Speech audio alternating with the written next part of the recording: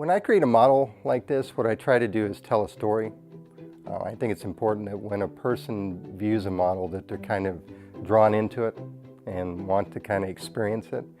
And so, for example, in the first state fair, which was 1850, what I try to do is capture the story of how people got there. Because at that time period, they used the Miami and Erie Canal and the railroad system. That was the only way that they got to the fair. So that's why if you look at that model closely, you'll see there's the canal going and people on there with all the animals and that kind of thing.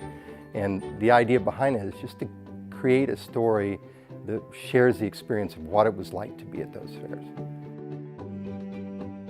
When you see all four models together and you get to see the transition, I think it really does tell the story of the growth of Ohio.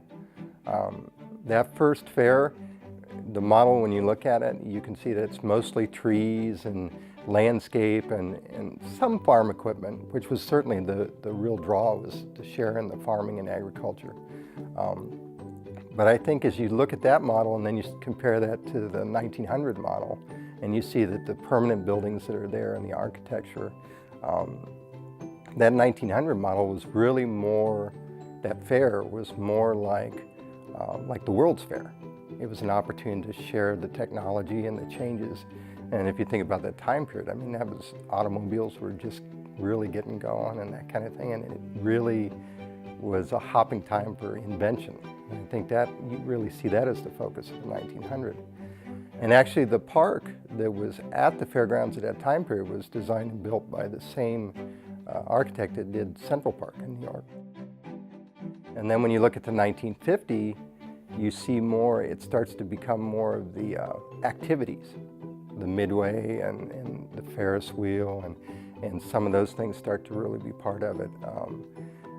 Like the Machinist Hall, where they're actually showing the flea market where they're selling all their wares and those kind of things. That kind of starts to become more important then. And now when you look at the current one, and the current model, the 2000 fair, was 3 times the size of the other models. And even at that, it had to be condensed to try to capture as much as possible. But in that fair, I think you just get really a sense of growth and how important the fair has become and how large it is now.